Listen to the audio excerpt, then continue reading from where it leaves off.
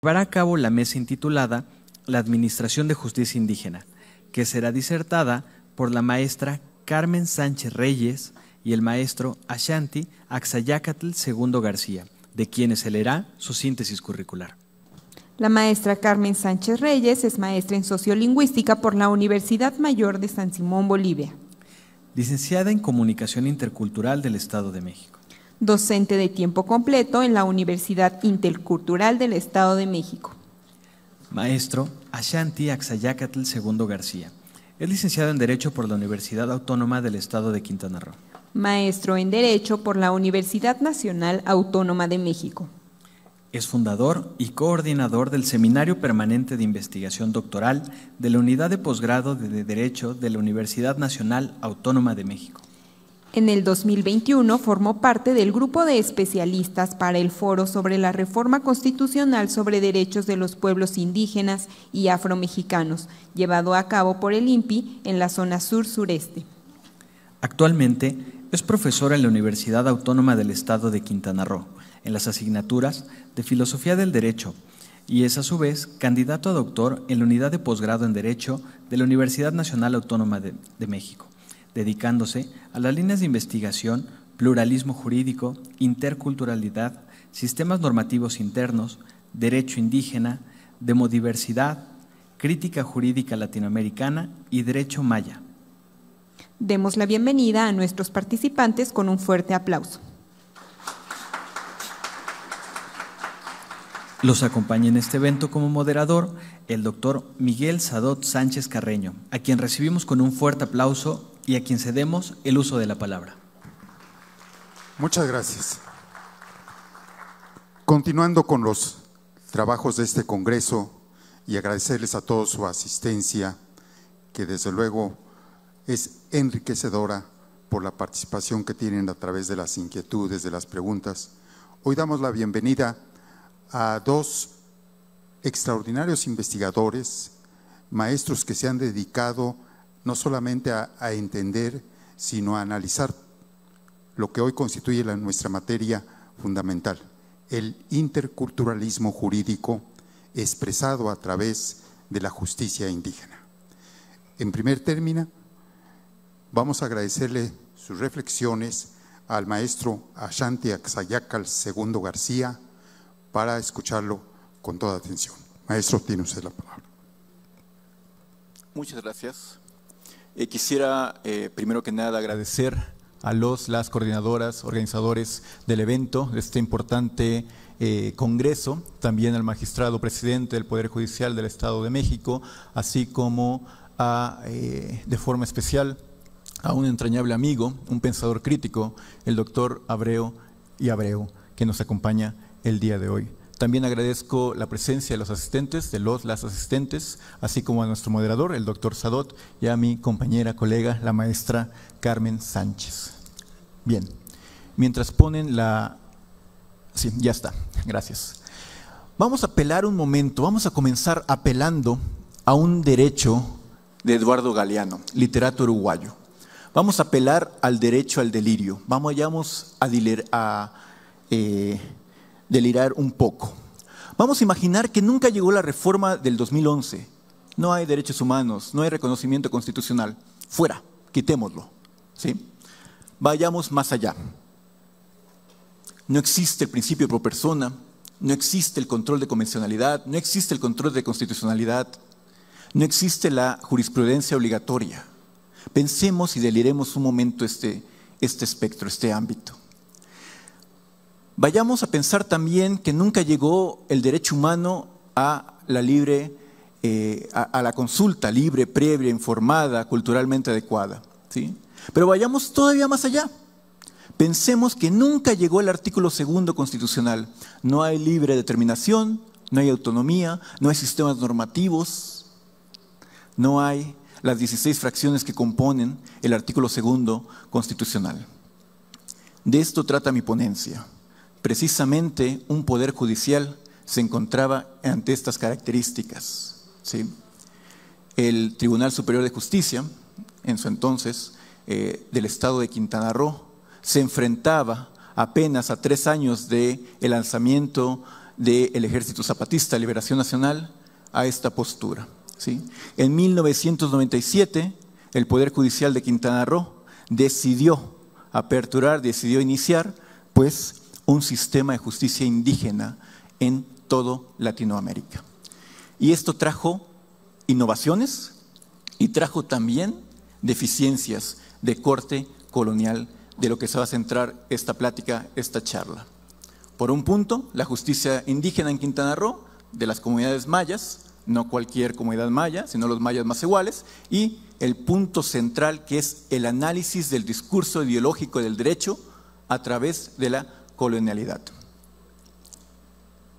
Bien, se ha hablado varias veces de dos grupos, dos sujetos constitucionales, pueblos indígenas y comunidades indígenas, que bien es cierto, aparece en el texto constitucional en el 2001, pero también se habla a partir del 2019 de las luchas de la visibilización de las comunidades afromexicanas o afrodescendientes, que se insertan en el artículo 2 en el apartado C, pero poco se habla de las comunidades equiparables.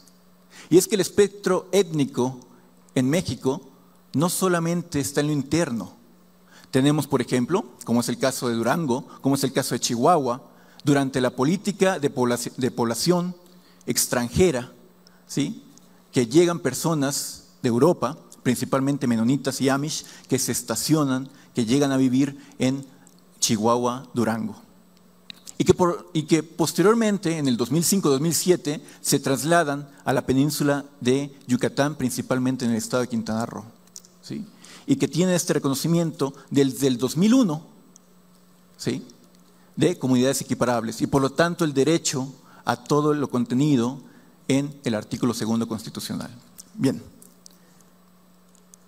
se nos ha enseñado, y veo aquí una gran asistencia de jóvenes en formación, dos corrientes filosóficas, dos formas de entender el mundo y por lo tanto su vertiente normativa, el justnaturalismo y el positivismo. ¿Sí? Recordaremos nuestras clases de Teoría General del Derecho, de Teoría General del Estado, de Introducción al Estudio, de Metodología Jurídica, donde se nos hablan estos dos puntos.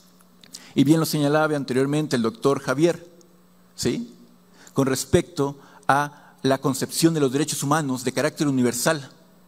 También lo señalaba el maestro Manuel, ¿sí?, que me antecedió, ¿sí?, sobre esta postura justnaturalista del simple hecho de ser humano, de ser persona, este catálogo, ¿no?, de derechos humanos. Bien, hay otras expresiones, jóvenes, hay otras expresiones como el realismo jurídico de corte escandinavo, norteamericano, francés, italiano, el iusmarxismo establecido desde Pachucanis en la Unión Soviética, europea, latinoamericana, el neomarxismo que lleva las epistemologías del sur, los estudios decoloniales, las filosofías de liberación o del sur, el necroderecho, la necropolítica, pero también hay otras vertientes que salen desde la corriente latinoamericana, las teorías críticas del derecho, donde está instalada esta ponencia, esta charla, que son, por ejemplo, en el marco estadounidense, los Critical Legal Stories, en el marco italiano, el uso alternativo de diritto, las epistemologías críticas, pero también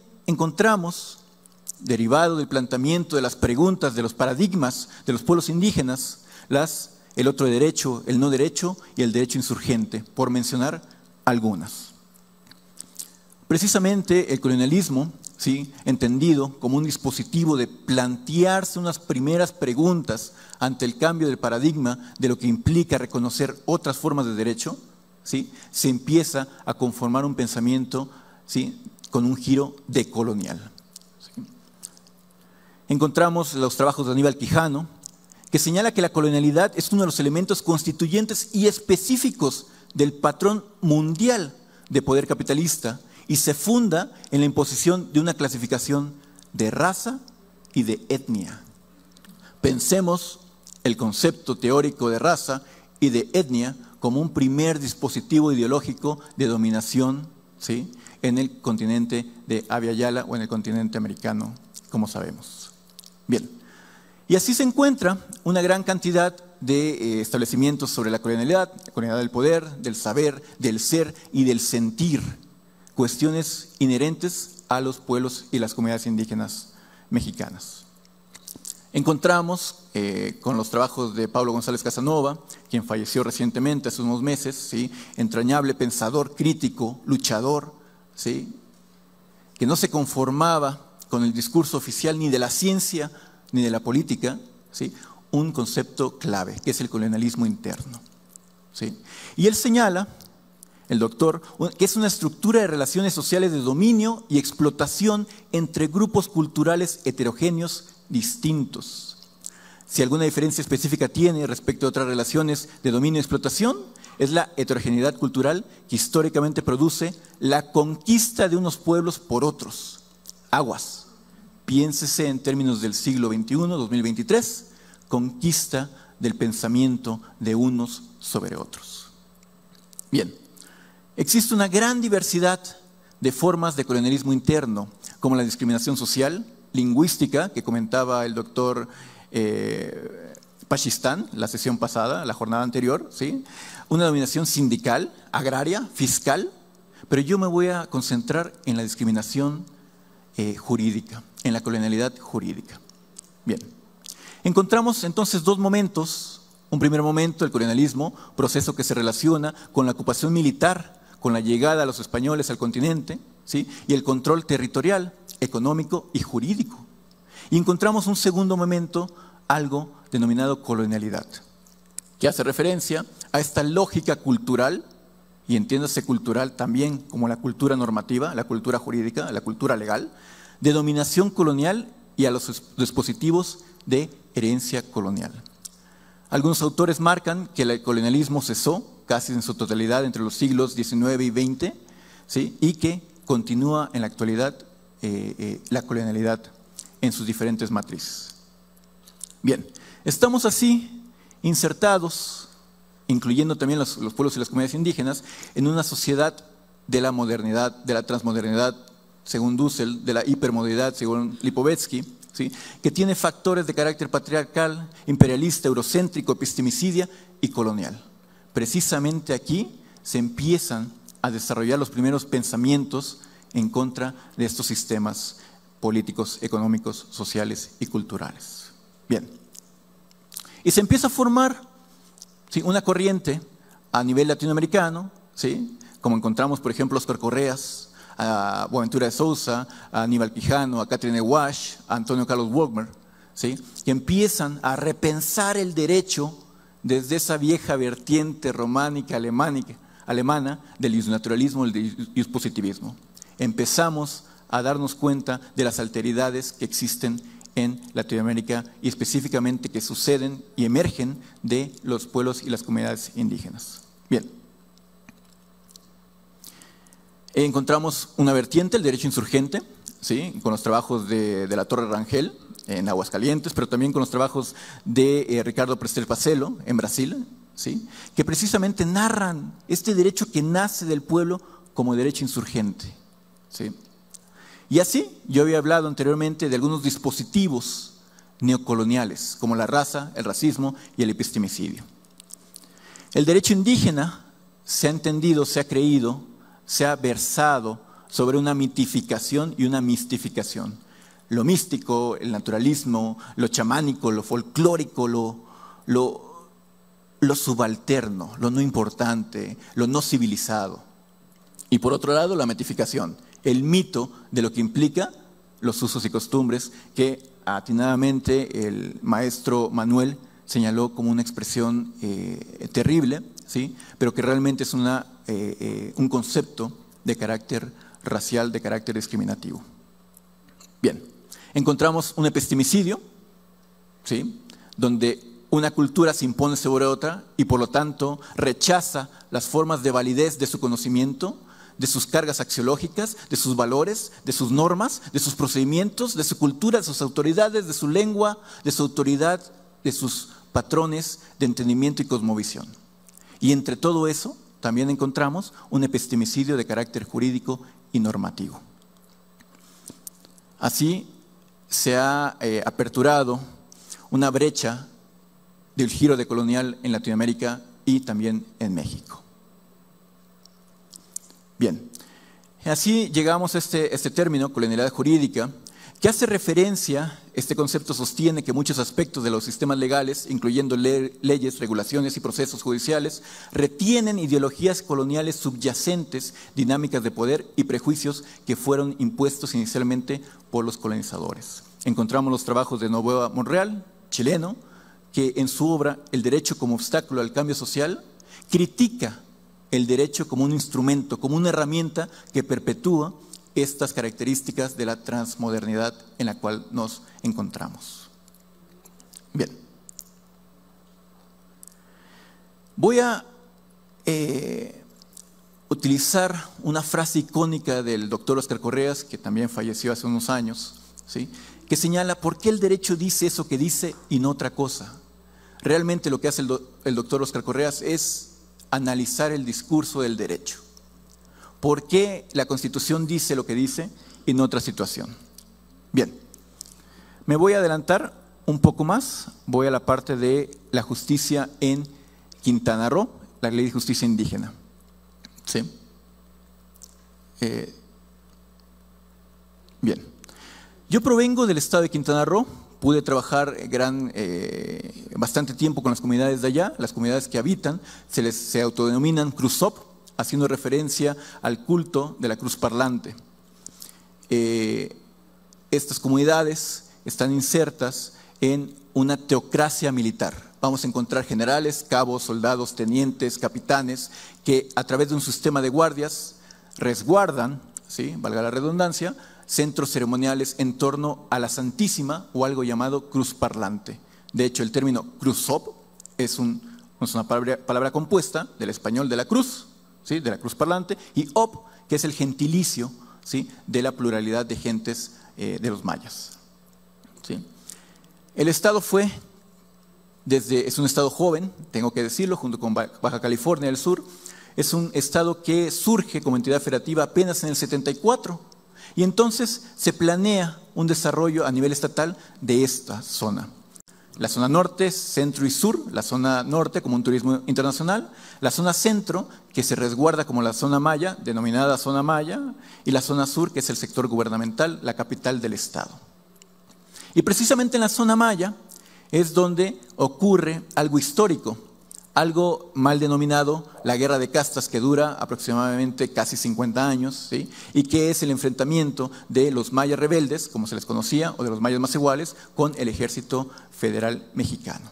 ¿Sí? Así existía pues toda una ideología, todo un sistema organizativo, normativo, de entender la justicia mayense.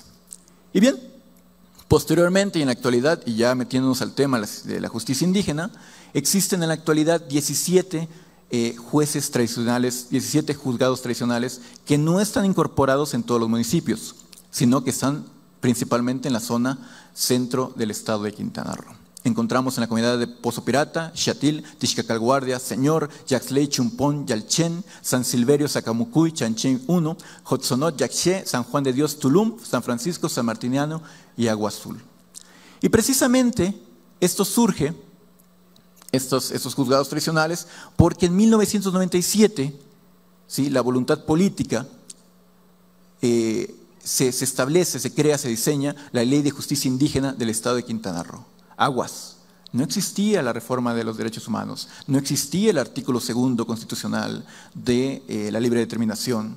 Teníamos apenas una poco conocida convenio 169 de la OIT en materia indígena. Y al año siguiente se publica la Ley de Derechos, Cultura y Organización Indígena del Estado de Quintana Roo. A partir de estas dos leyes se integra la justicia indígena de Quintana Roo. ¿Sí? Bien. Ya para ir finalizando. Sí, gracias.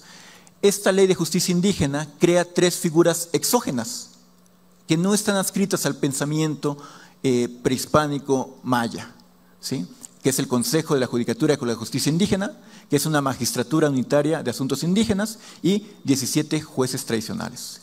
Pero a la par existen personas, autoridades, procesos, normas internas dentro de las comunidades que podemos reconocerlas como un sistema jurídico o normativo maya macehual que deviene de la lucha constante derivada de la mal denominada guerra de castas, ¿no?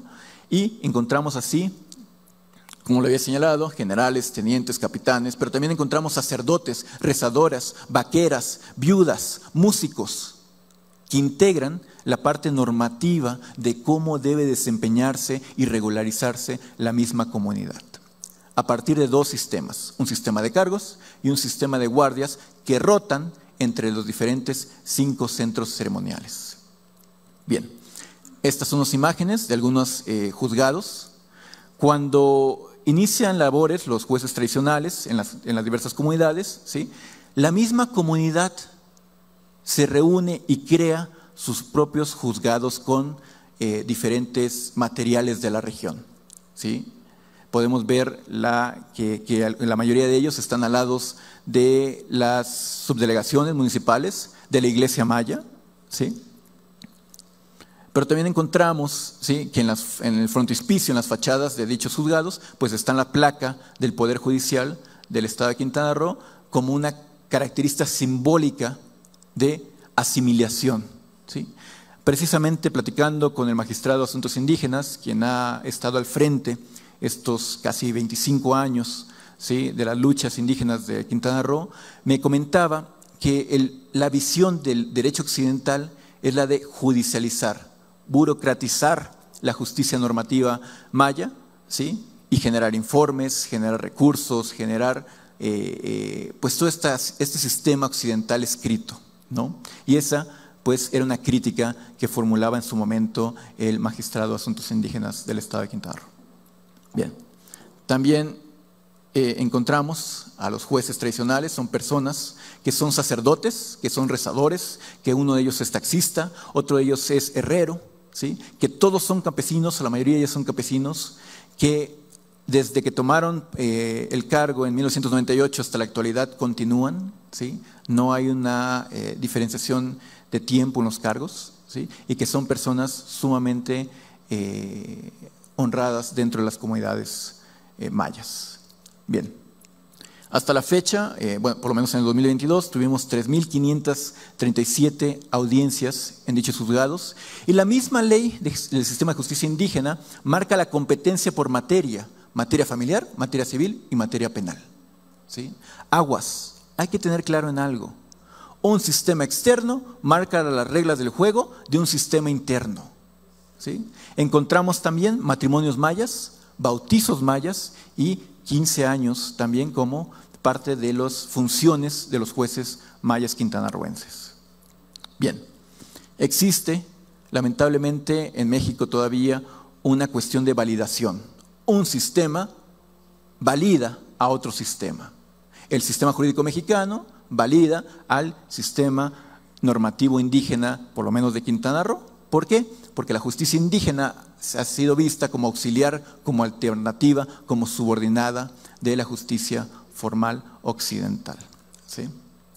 Bien, con esto termino mi participación por cuestiones de tiempo, pero dejando en claro algo que me comunicó el juez de la comunidad de Ixatil, don Juanito Huitzilsima, que es una frase que me marcó, que es: la tranquilidad de mi comunidad es la justicia en la motivación de mis mañanas, ¿no? Muchas gracias.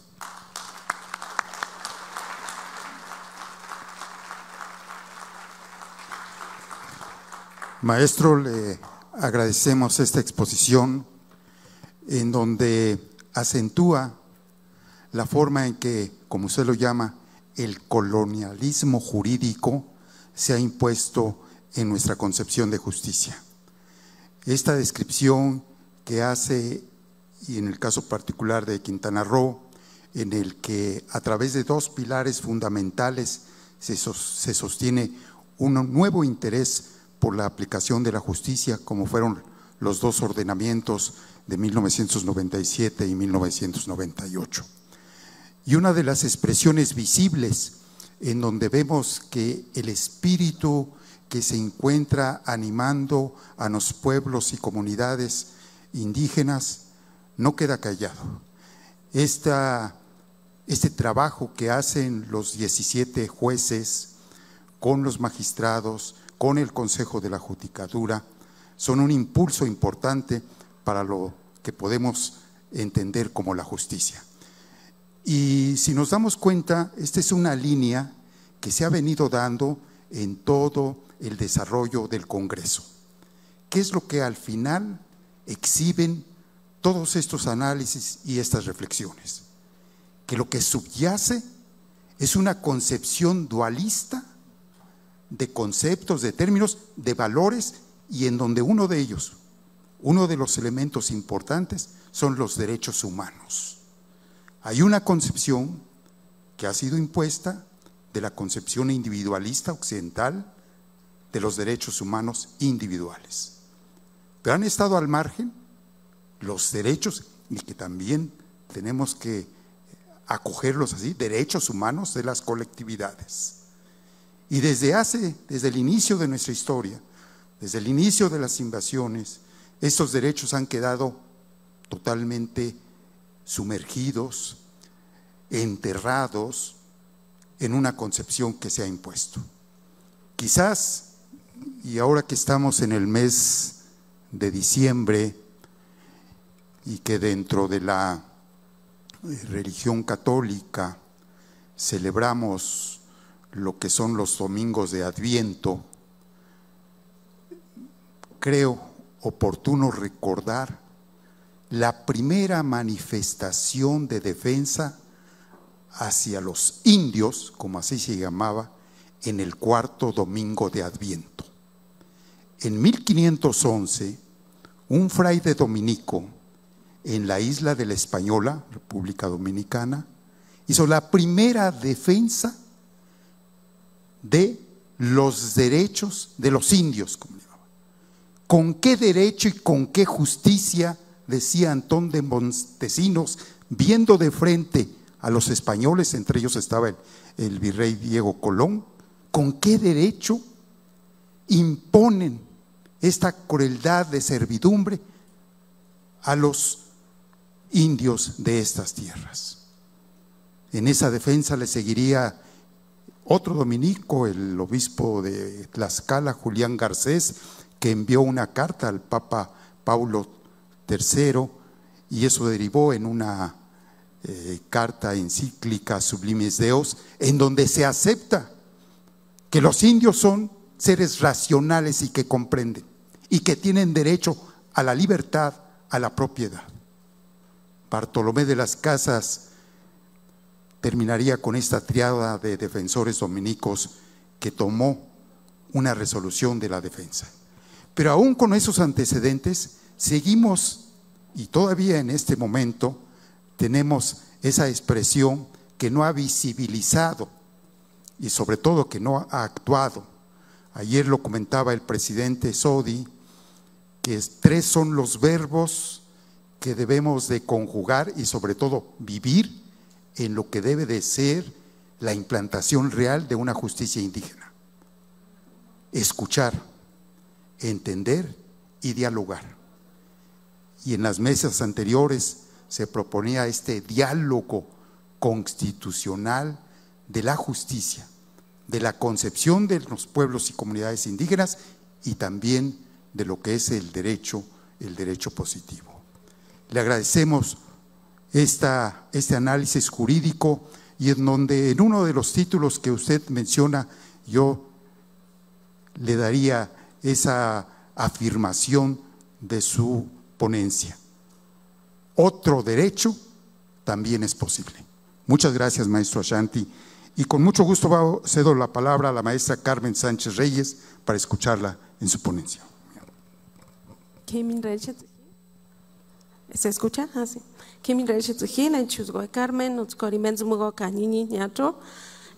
Muy buenas tardes a todos. Mi nombre es Carmen Sánchez Reyes, soy de una comunidad mazahua.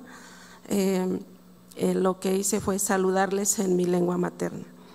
Bien, pues vamos a hablar acerca de los mazahuas.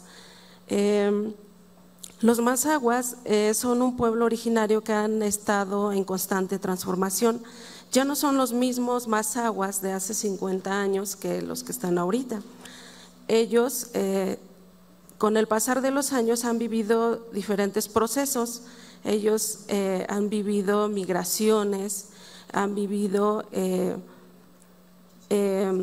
muchas situaciones que los ha obligado a cambiar su manera de pensar, de ver las cosas. Entonces ya no nos imaginemos a los mazahuas que vivían, o el estereotipo que hay de los mazahuas o de los pueblos originarios es que están al lado del nopal y sentados, descansando sin trabajar. No es así. Los mazahuas de ahorita, de la actualidad, están en otros espacios trabajando, proponiendo. Ellos están trabajando, ¿no? Que si bien es cierto, también se ha avanzado poco en el ámbito de la justicia. Los que se encuentran en las comunidades que se rigen, los que se rigen todavía por usos y costumbres, pues ellos han tenido dificultades para tener acceso a la justicia, pero los mazahuas pues han estado ahí en constante lucha, ¿no? Entonces, para poder exigir sus derechos, pero también entendamos que han tenido grandes cambios y también han sido pueblos, no por el hecho de decir que son mazahuas son homogéneos, sino hay mazahuas, diferentes grupos de pueblos mazahuas, no son los mismos mazahuas de San Felipe del Progreso que los del municipio de Temascalcingo, de los que habitan en Pastores o los que habitan en San Simón de la Laguna. Entonces, cada uno tiene sus particularidades y cuando nos hablan de mazahuas, anteriormente nos imaginábamos o teníamos el imaginario de la India María, ¿no? La vestimenta de la India María, y no es así. Entonces, aún dentro de los pueblos mazahuas hay particularidades. Bien, bueno, en la actualidad han habido varios cambios por los diferentes tipos de migraciones que han vivido, por el consumo del contenido mediático que induce al consumismo y al individualismo, y esto ha permeado a que las personas se centren o dejen su pensamiento colectivo. Entonces se han ahondado a tener un pensamiento más individualista y a confiar menos en la justicia. Entonces, por eso encontramos a que los mazahuas están como muy dispersos, a diferencia de las personas o los grupos que viven en Cherán, en Michoacán, que tienen un sistema normativo de autodefensa, que ellos se ayudan. En el caso de los mazahuas no, y tal vez se deba a que vive muy cerca del centro del país, habitan en las zonas altas del centro de México, pero también viven otros procesos. Entonces ellos tienen ya en su mayoría, no puedo decir que todas, otro pensamiento, es más pensamiento individual, dado que también la justicia pues no los había reconocido hasta apenas con las reformas que se han hecho. Entonces ellos no figuraban en la Constitución, por lo tanto su sistema normativo se ha arrinconado en los espacios privados. Bien, sobre todo en el cultivo de la tierra es en donde ellos tienen este sistema de usos y costumbres e implementan ahí las ritualidades y todo lo que conlleva, y todo ese conocimiento y ese saber lo van transmitiendo de generación a generación. Bien, el objetivo de esto es dar a conocer las formas de vida y sistema normativo de los mazahuas para promover la diversidad cultural y fomentar la comprensión intercultural. Bien, lo que se va a decir es que está dentro de su memoria oral, mas no se ejecuta en la práctica.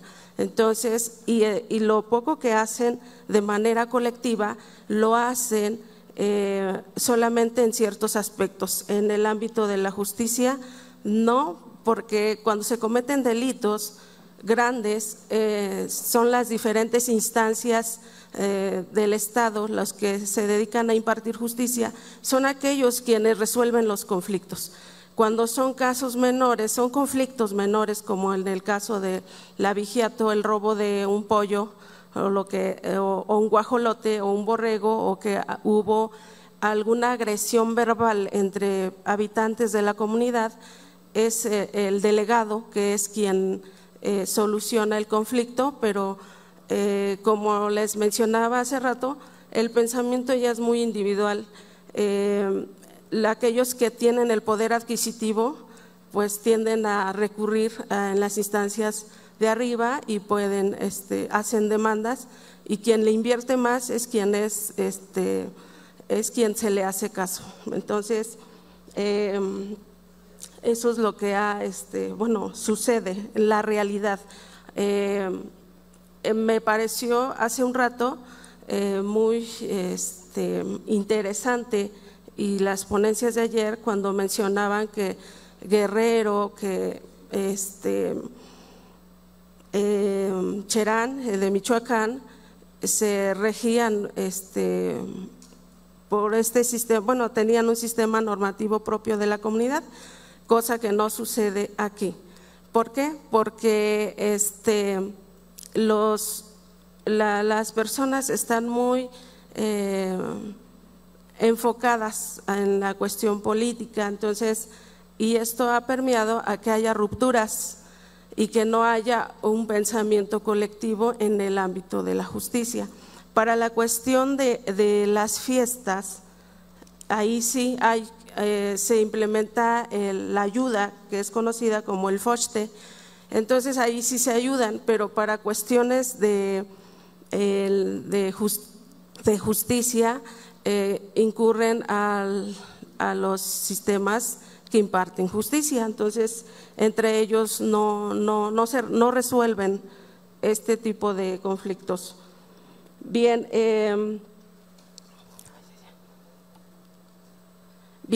entonces en la cuestión de la justicia, bueno, experiencias de la justicia en los pueblos mazahuas, en la justicia restaurativa, dentro de la memoria de los abuelitos, ellos eran los encargados de corregir a aquella persona que cometía algún delito en contra de, bueno, alguna falta dentro de las comunidades, y ellos eran los que tenían la autoridad moral para poder corregir, después reincorporarlo en la sociedad, pero eran conflictos internos. Eso era lo que, bueno, eso es lo que se mencionan. Pero como les mencionaba, los delitos graves pues lo solucionan las fiscalías. En cuanto a la participación comunitaria, ellos se ayudan en el cultivo de la tierra, en las fiestas, en la administración de los recursos naturales como el agua. Eso sí, en esa parte sí ellos recurren a la participación comunitaria, pero como todos sabemos, no todos participan de manera homogénea, ¿no? Hay algunos que siempre rompen las reglas y entonces pues no hacen lo que les corresponde. Y de esta forma los que son autoridades, que sería el delegado y el comisariado y el comité de agua, son aquellos que tienen como la figura reconocida, que respetan los miembros de la comunidad. Pero cuando alguien ya no paga, por ejemplo, su agua, el consumo de agua, lo mandan a la presidencia, ¿no? Para que intervenga el presidente o alguna otra autoridad para que obligue a esa persona a pagar. Entonces, funciona de esta forma. Bien, dentro de lo interno también podemos encontrar conocimiento ancestral que se da en el cultivo de la tierra, en la curación de enfermedades, en la producción de sus alimentos, en la salud. Bueno, en esas áreas sí podemos encontrar que los pueblos sí se juntan, sí comparten, sí están de acuerdo, pero en lo otro pues no. Bien, pues lo que anhelaría los pueblos es que se les reconociera, ¿no? Que se les diera validez, lo que dice en el artículo 2, el reconocimiento a sus derechos, que ellos se rigieran como ellos quisieran, pero como les decía, ya tienen un pensamiento más individualista que colectivo. Entonces, para ellos tampoco hay esa exigencia en formar ciertos grupos para administrar la justicia, ¿no? Entonces, esto quedaría como en su memoria de lo que les gustaría, pero no es así la realidad. Bien, bien, entonces lo que ellos esperarían es que hubieran equidad en la impartición de justicia y acceso, ¿no? Entonces, bueno, ya para bien, lo que se espera, bueno, lo que los Mazahuas quisieran, de los que yo con los que yo he conversado, es que haya una inclusión real, que el poder no lo coopte una persona que tenga un poder político, que no haya un don máximo en las comunidades, ¿no? No sé si se acuerdan, si han visto la película del extensionista. Entonces, siempre en las comunidades vamos a encontrar un don máximo que quiere cooptar todo, que quiere tener el control de todo, por el simple hecho de conocer un poco más. Entonces no utiliza ese poder para beneficio de toda la comunidad, sino para beneficio propio. Entonces, sobre todo en la comunidad de donde yo vengo, hay mucha ruptura por la afiliación política, entonces, y por el credo religioso, que está muy dividida la comunidad. Entonces, solamente en las cuestiones comunitarias como el arreglar el panteón, el administrar los recursos, ahí entran todos, pero en lo demás pues no. Entonces, se ve la fragmentación de la comunidad, y al haber fragmentación no pueden exigirle al gobierno ciertas cosas que ellos por derecho deben de tener. Bien, bien, ya para terminar, bueno, los retos actuales de la justicia en la comunidad, pues todavía se viven despojos de tierra, y pues también hay discriminación, no siguen las instituciones que les toca impartir justicia, pues no les da el trato debido a las personas que van o que recurren a ella. Entonces, hay una brecha abismal en ese sentido. Bien, una de las brechas que yo he notado como intérprete y como traductora es que en la lengua, ¿no? El idioma y la cultura, hay dos barreras ahí, que debería de haber intérpretes en todas las instancias y en todas las instituciones públicas, pero no las hay, y sobre todo en el ámbito de la justicia no hay suficientemente intérpretes, y los pocos que hay tampoco están preparados en el ámbito, no están preparados en el ámbito de la disciplina del derecho. Entonces, debería de haber doble interpretación, una interpretación intralingüística primero. ¿Por qué? Porque utilizan un lenguaje muy técnico y especializado, los abogados, y después pasaría a la interpretación interlingüística a las lenguas originarias para que se pudiera dar una buena comunicación y que se hiciera bien el ejercicio de la interpretación, y eso es lo que hay. Entonces, y también otra brecha sería pues la distancia geográfica, que muchas veces al encontrarse lejos, pues muchas personas toman la justicia por su propia mano, ¿no? Entonces podemos ver a un San Miguel Canoa ahí, luego hay pueblos que linchan porque les queda muy lejos y aparte porque pues no les hacen caso, ¿no? Sino quien lleva un buen abogado y un buen una buena cantidad de dinero para poder pagar fianzas o pagar todas las investigaciones que se requieren, pues no se le da no se le hace caso. Y pues también las fallas, la cuestión económica es lo que también nos dificulta, ¿no? Entonces a tener, a ser atendidos bien, y no hay un trato pues igual. Entonces eso, ese es el problema. Muchas gracias.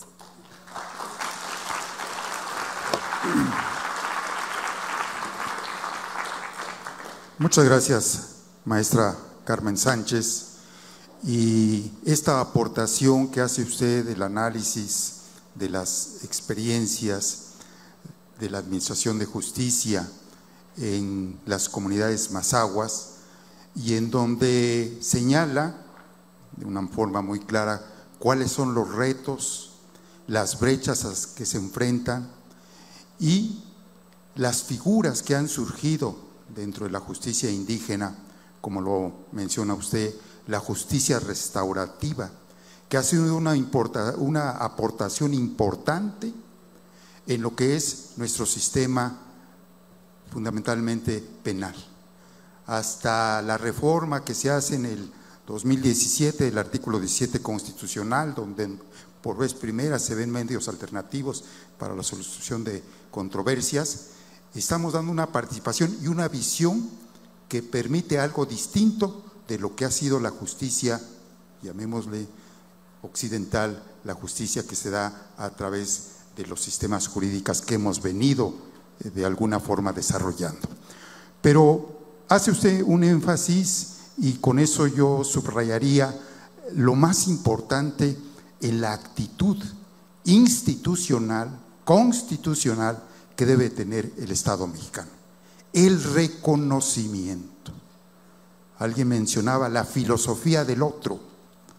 Estamos en una realidad en donde solo, y lo decían en alguna de las mesas, existe un monismo cultural que se traduce en un monismo jurídico.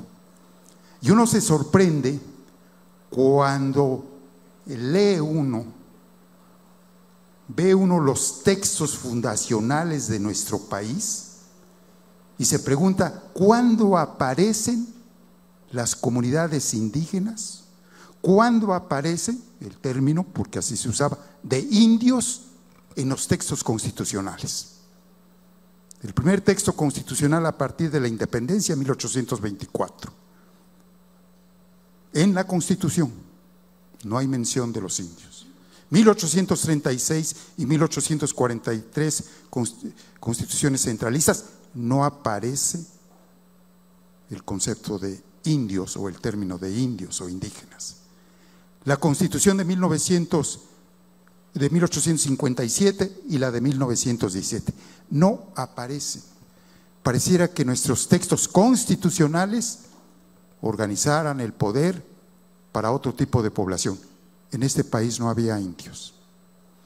Es solo en un documento, en el Acta Constitutiva de la Federación del 31 de enero del 24, donde en una fracción de las facultades que se dan al Congreso dice: tiene la facultad de organizar y regular el comercio entre naciones, entre estados y entre tribus de indias. Es hasta 1992 que queda incorporado el término de comunidades indígenas. Desde el primer texto a 92, 168 años en los que constitucionalmente no estaban reconocidos los indios o las comunidades indígenas.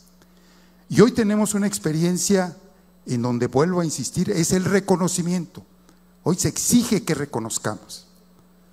¿Cuántas salas indígenas existen en los tribunales, en los 31 tribunales de nuestro país? Únicamente 2. Oaxaca y el Estado de México.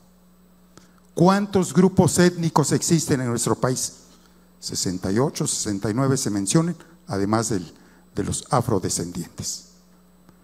O sea que si en una aproximación muy coloquial dijéramos cuántos grupos étnicos de nuestro país tienen acceso formal, no porque no exista justicia en sus comunidades, porque como hemos visto existen instituciones en cada una de las comunidades, pero formalmente en los órganos del poder estatal, ¿cuántos grupos étnicos tienen acceso a salas de asuntos indígenas? De los 68 que estamos diciendo, y vamos a aceptar esa cifra, tenemos 5 en nuestro estado, 16 en Oaxaca, más el grupo de afrodescendientes, 21 grupos étnicos de los 48 que existen en el país. ¿Y los otros 47 grupos étnicos? Pareciera que también hay otra concepción, otra cuestión. Hoy les agradecemos a ustedes su presencia, su atención, y a nuestros ponentes las lúcidas, inteligentes disertaciones con las cuales nos enriquecen, y estamos seguros que los propósitos de este congreso se están cumpliendo cabalmente. Felicidades, maestra. Felicidades, maestro.